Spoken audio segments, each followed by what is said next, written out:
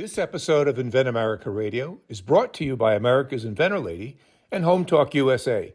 Home Talk is a proud member of the King Broadcasting Network and has been bringing you the best of America's home-based product innovation since 1998.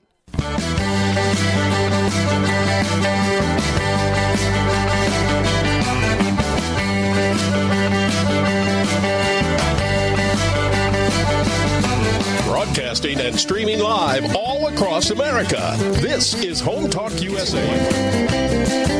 Join us this hour for our segment Invent America with your co-host Rita Crompton. Discover what's next for new products and innovations. Or if you have that next great big idea, learn what it takes to bring your invention to the world. As Mike Rita Crompton talked to America's inventors and innovators. Remember, the America of tomorrow is being invented today. Hello, America, and welcome to Invent America, because America invents.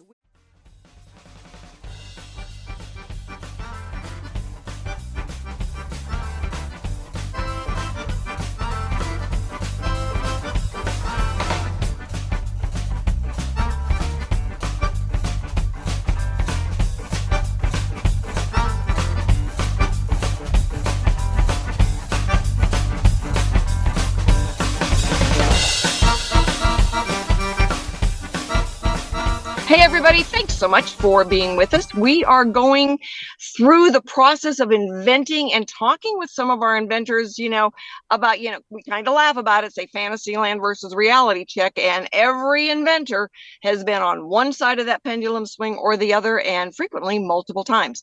So my next guest is Russell Kramer. I've known Russell for years. He has got multiple products in the marketplace, multiple patents filed, doing some great work. The one we're talking about today is copper microbe stopper, because we want to let people know it's out there, especially, Michael King's got COVID. There's another variant going around. Yucky germs everywhere. Russell has invented a product that can be specifically tailored to fit on different surfaces. Door handles at schools, doorknobs, on a bus. Not necessarily the knobs, but the handle that you reach for. Well, copper is a natural fighter of those bacteria and stuff. So Russell knows a lot more about the science of this because he's done the science.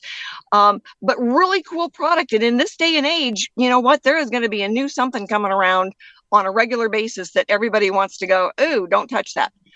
So Russell, tell everybody about copper microbe stopper. Well, you did a good job already, Rita. It is a flexible coverings for a wide variety of high-touch surface area made of copper or copper alloys, as you mentioned, for daycare centers and a variety of doorknobs. And it's flexible and can be customized, custom ordered, for large institutions with thousands of the same doorknob and so on.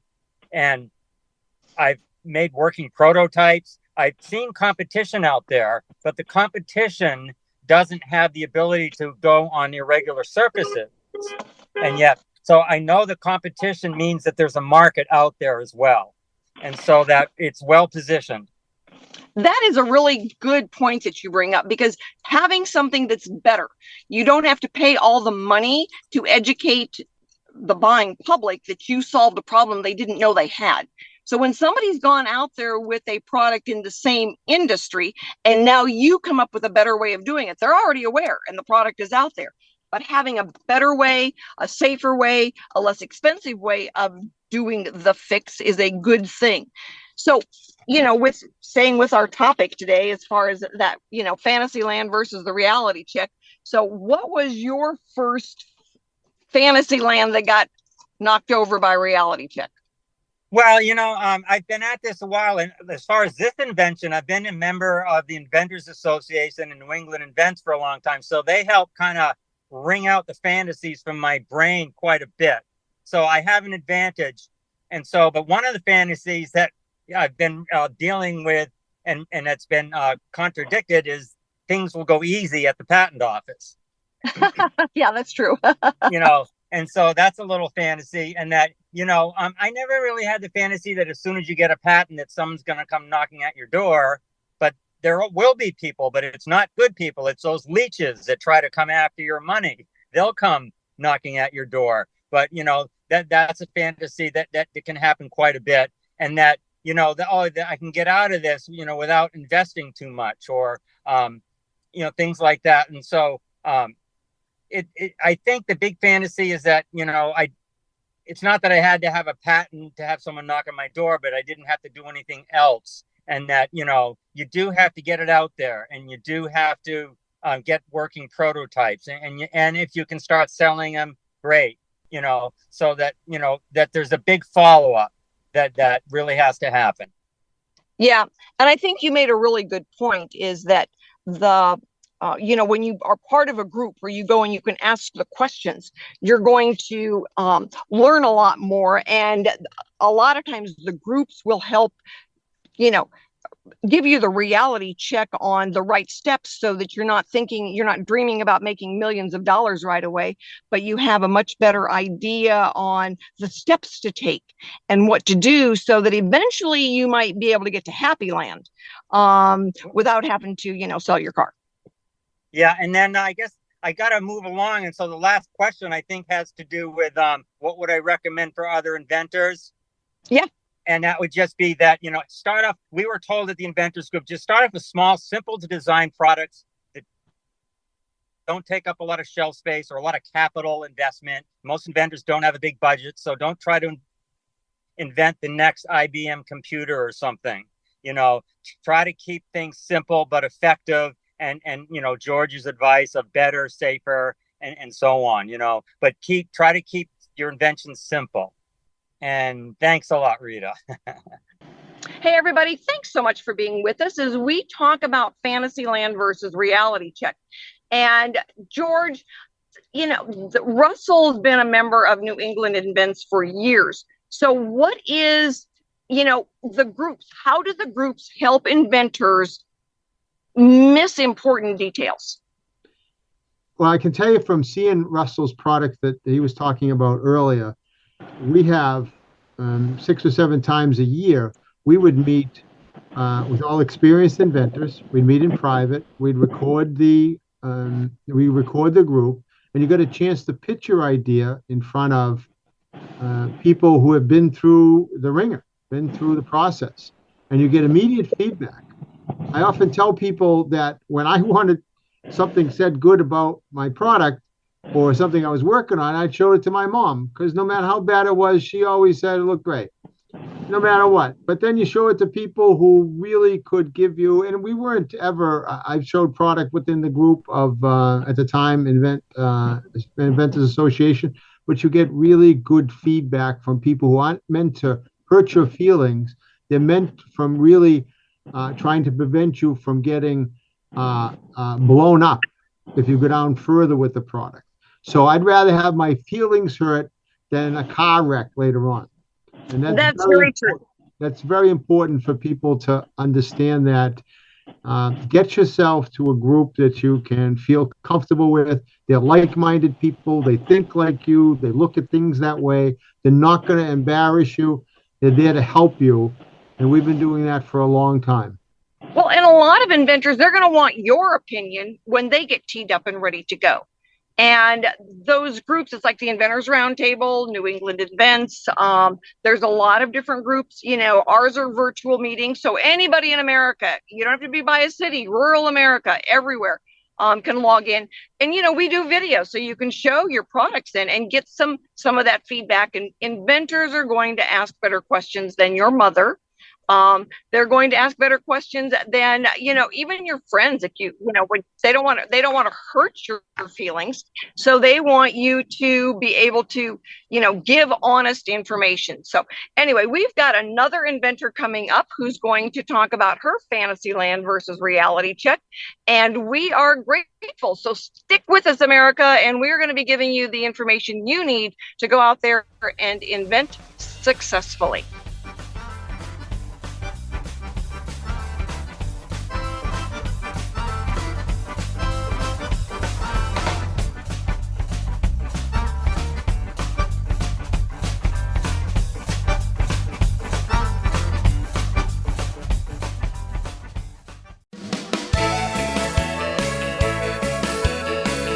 Welcome back to Home Talk USA with Michael King.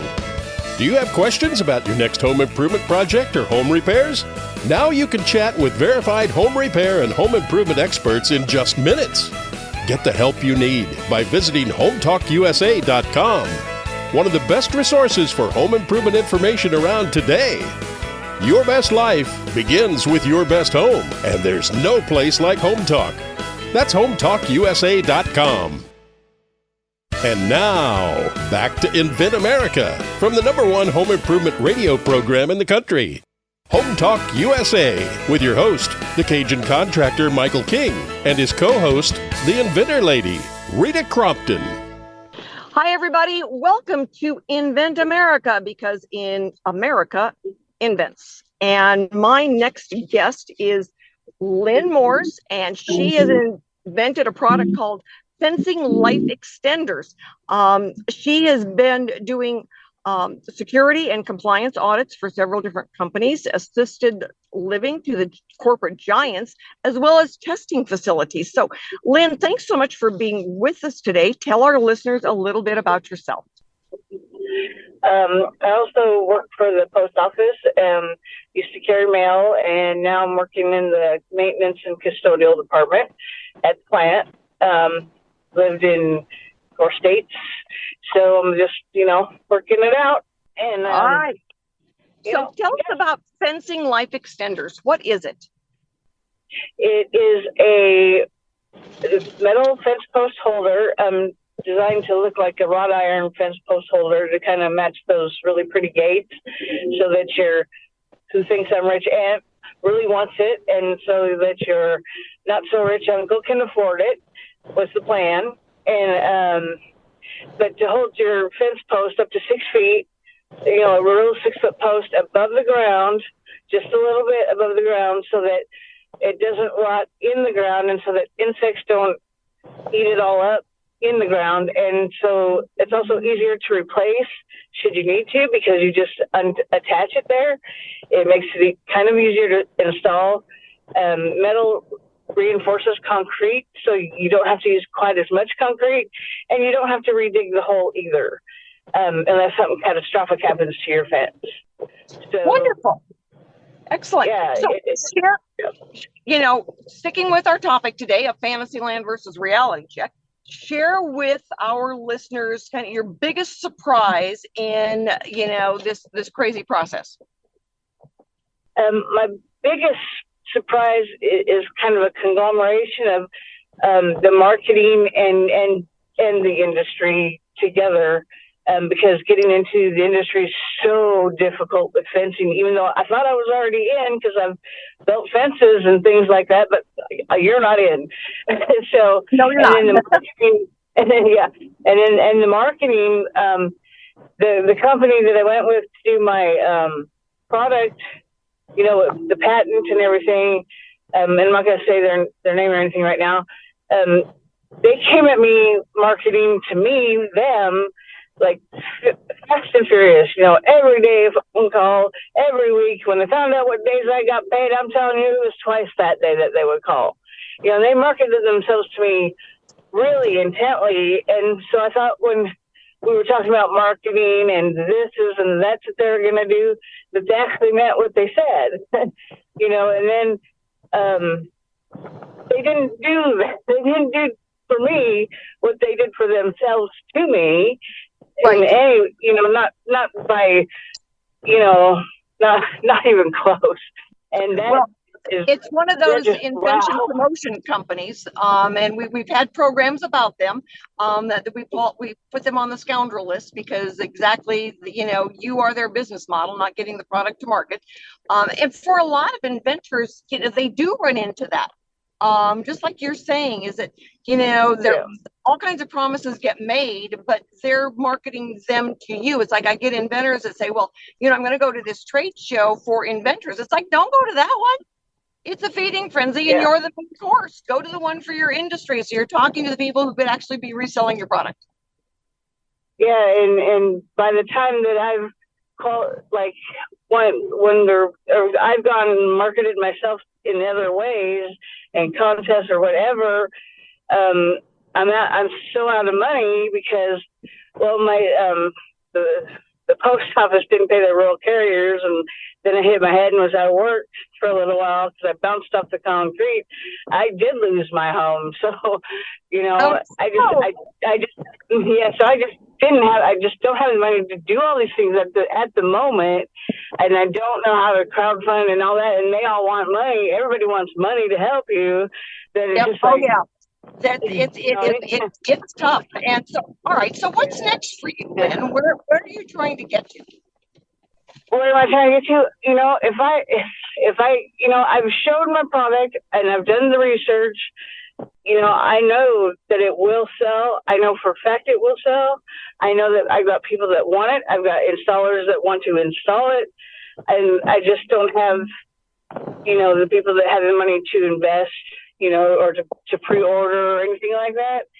And I don't even know how I can manufacture it the cheapest way because I can get anybody to talk to me. So what's next is to just keep pushing forward with it as best as I can until I get to where I need to get, and just keep trying. And then because I have so much more to go with this, once I get it started, I can continue on with the whole concept of the whole fence for it that I have. And then moving forward, so because there's more to it than just this piece of it. I just have to get this piece going to get the rest of it going. Honey, you're in what we refer to as the Valley of Despair. That because there's a lot of inventors who land down there. You should be able to wave at a few. So the website is fencinglifeextenders.com. So if you're interested in if that website even works, because they've jacked me around so much, I don't know that works, but the YouTube video does work. So if you use that link, you can see it there. And we've got the link to the website. Yeah. So people can actually go then and see what you've got, and anyone that out there that is interested might have some good ideas on contacts, and so we'll let you know. And a lot of inventors, I'll get inventors that call me all the time and say, what's next? Because I heard you on the radio. And I've had potential licensing companies actually call and say, I need their contact information. We heard it on the radio and we are listening. And George, the gentleman who is going to be on and wrapping this up with us in a few minutes, he said, you know what, I need to give you his phone number and you can give him a call and he will see if he can give you some ideas. So, Lynn, we wish you the best of luck. I will be in touch with you. Today's Monday, probably later in the week, maybe next week. And be able to do some kind of some brainstorming with you and see what some of the options are. Because you have been so much about licensing. Have you thought about licensing? I just, like I said, I've just not been able to get people to talk to me because it's just been so difficult and stuff. And I'm finally getting somewhere like in the steel manufacturing places and stuff, and getting to talk to people and like there's a college in Arkansas that will give me some actual physical prototypes for a fairly reasonable price. So I'm getting somewhere on my own. Well, honey, when you get ready to, seriously talk about licensing, I want to talk to you as well, because when you license it, somebody else makes it, sells it, sends you a check. Yeah. And that is where most investors want to get to. So thank you for being on today. We need to take a quick break and go and pay some bills, and we'll be right back to wrap up with our great colleague, George Peters. Hang in there, everybody. We'll be right back.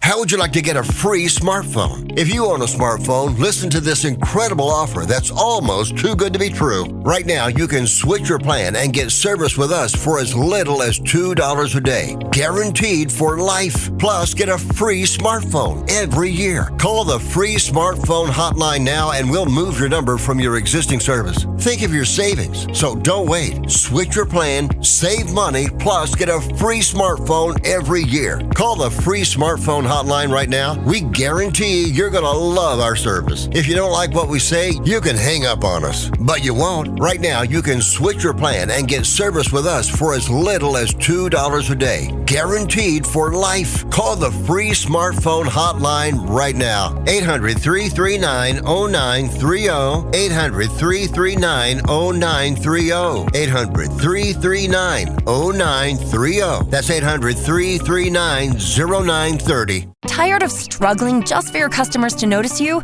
Your business needs Constant Contact. Constant Contact's award-winning marketing platform has helped millions of small businesses stand out, stay top of mind, and see big results. With powerful tools like email, SMS, social media, and events, you'll say the right thing at the right time to sell more, raise more, and fast-track growth. Plus, everything's backed by Constant Contact's expert live customer support. So get going and growing with Constant Contact today. Try it free at ConstantContact.com.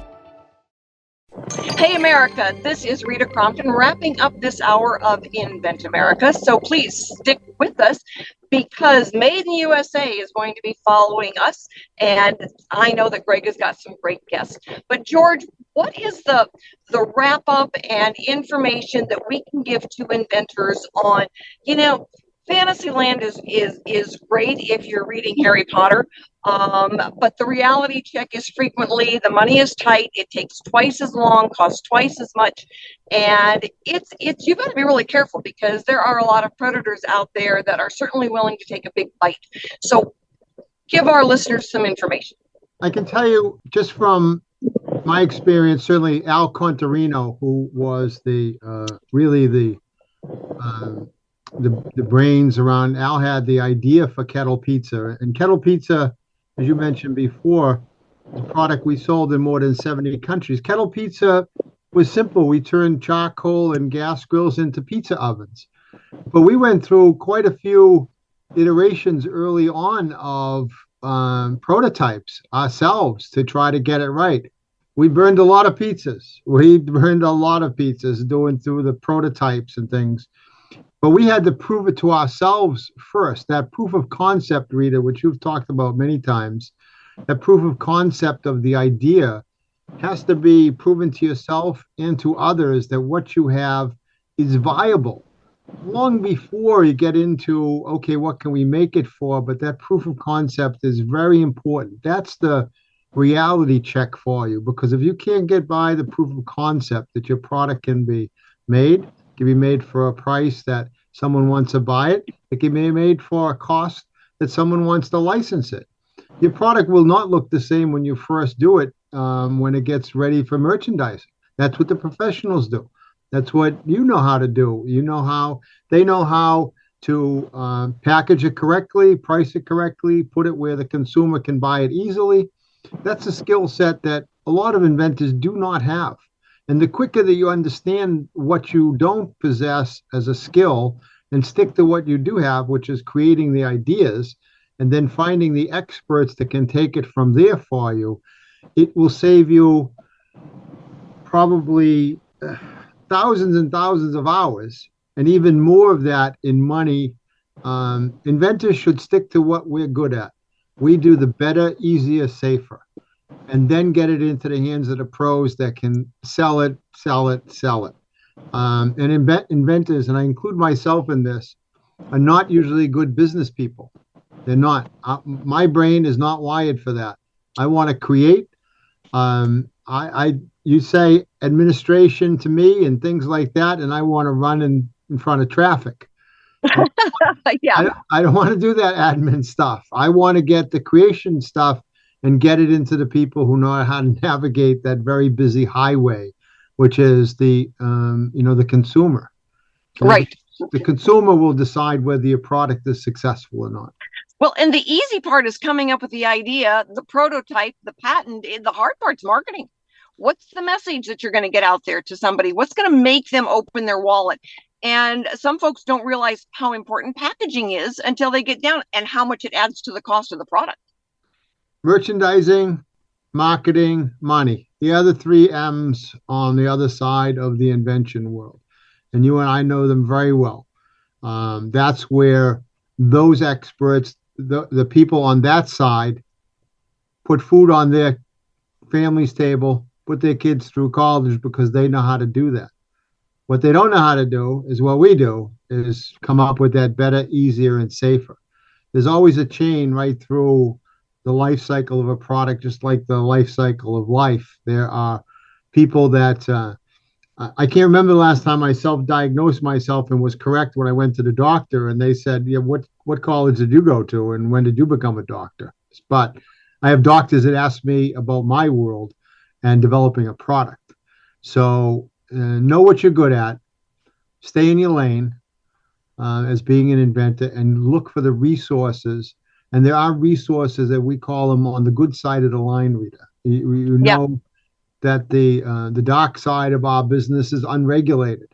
There really is. There's nobody that we can turn to except other groups or other people that we can trust, and you can get real-time information from them about your idea, about your product, or about where are you on the path of the inventor's journey, because it can be a long one.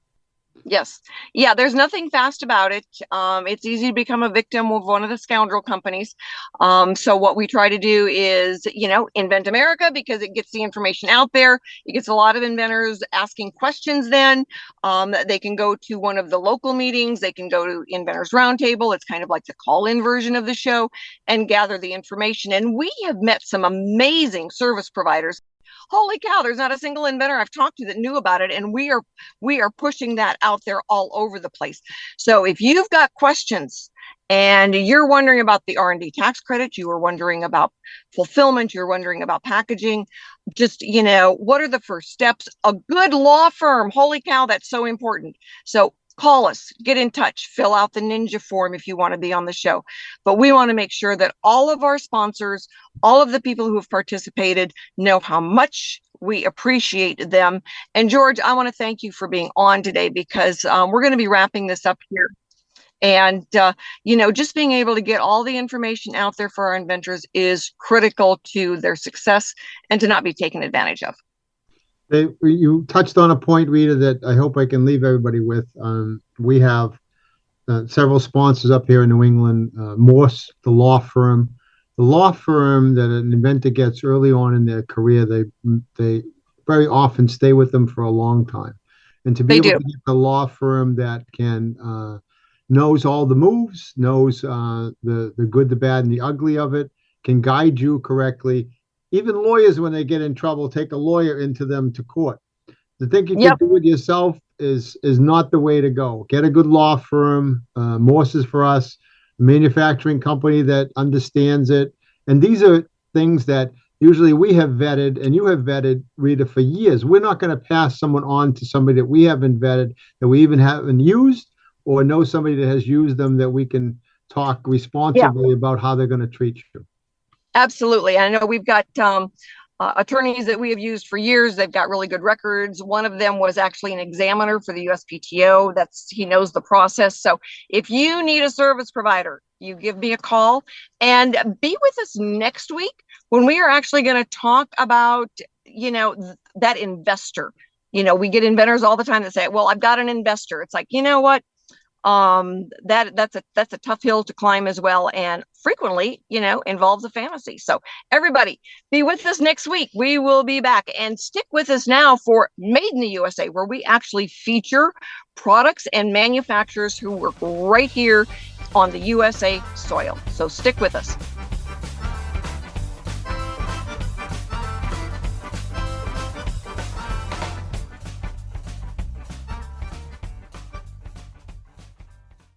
Thanks, everyone, for joining us today. We will be back next week with more stories on getting products from mind to market. We will have new inventors and industry experts.